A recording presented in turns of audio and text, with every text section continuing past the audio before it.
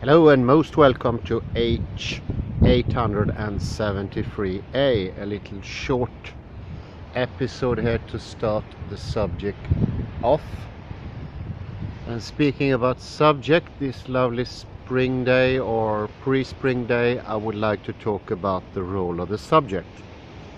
We have earlier mainly focused on what are objects, what is matter, what is reductionism, what do we perceive, but we don't look especially at what is the perceiving agent, the subject, the object, the ego. And this is what I want to look into a little bit more careful today.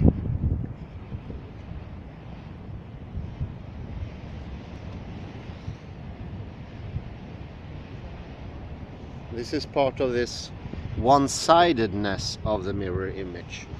The mirror image is the only way of understanding how something can be both sides at the same time. Otherwise, the understanding will only be conceptual, verbally, or post-ontological. And that understanding is still stuck in the same experience of exclusiveness or inclusiveness. But it doesn't allow for exclusiveness and inclusiveness. And that is what reality is really about.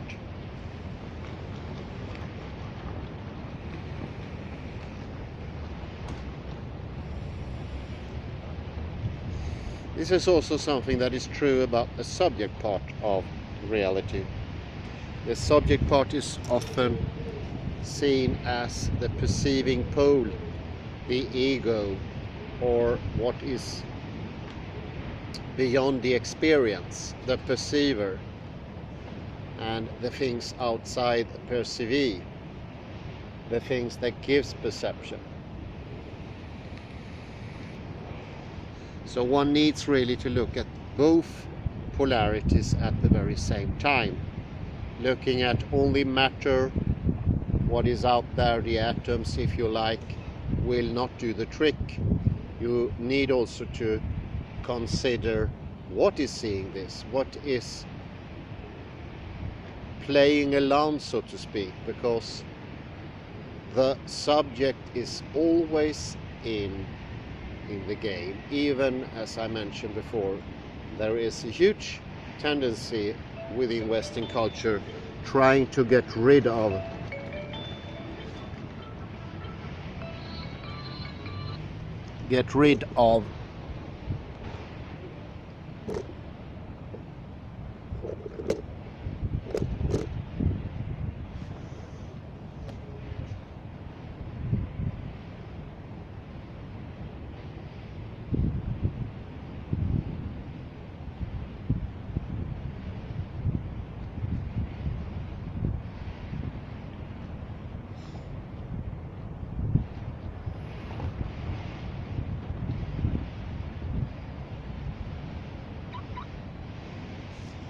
this identity of the eye of the perceiver is most important, because that is the one of the corners that keep the whole picture of somebody perceiving something and something being perceived going. It could be called a structure, but it's very important to remember all these things are pre-logical and pre-ontological.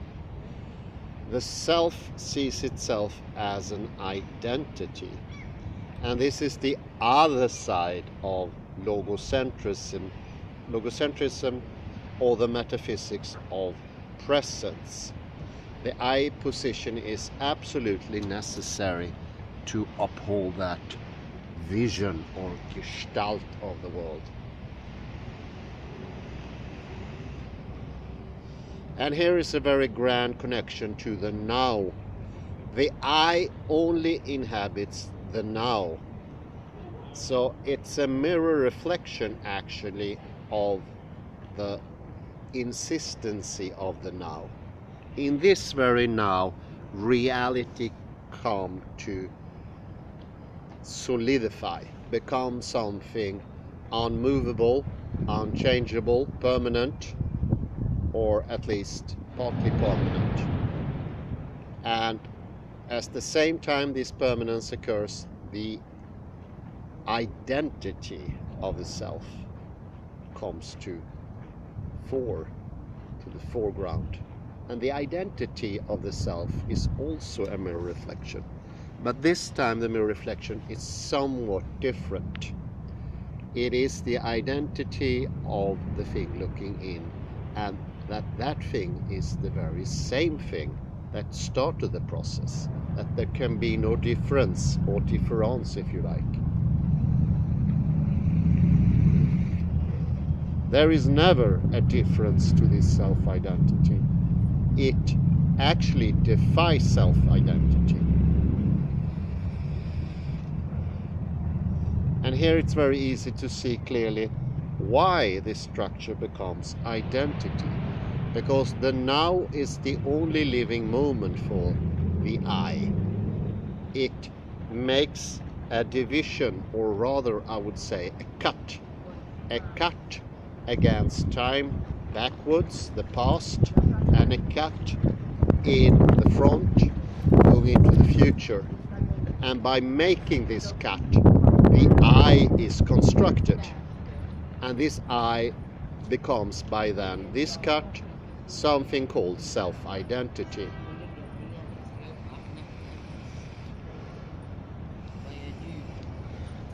So the cutting off of an I leads to self-identity, self-identification. The self is always the same as the self that perceived the second before or the millisecond before.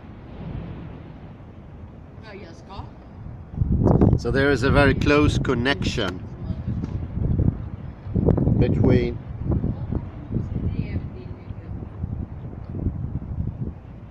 the now and nowness, if you like. It's a sort of unknowingness of what is presencing. It's taking away a piece of what presents itself. And this taking away of reality is the I. So you see, this I comes to the fore at the very same time the objects come to the fore, because there is a dependency between the two. This dependency is something we can sort of look into by knowingness, by knowledge. Open up these limitations, one going to the past, the other one going to the future, and see what on earth is it that makes those limits. Is there a substance? Are they in some manner impenetrable? Or is it something else that creates them? Or do they have anything to them?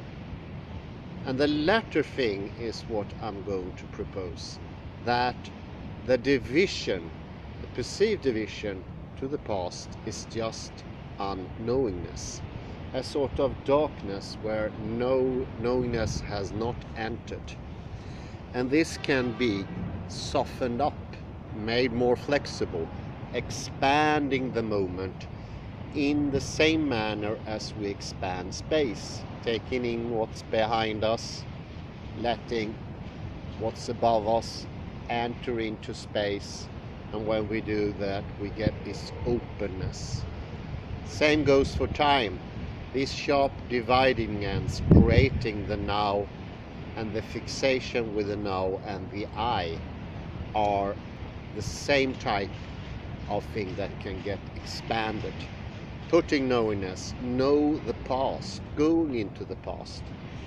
And at first, this seems like a completely impossible project, non-doable, something similar to lifting oneself in the air and by that getting out in the air.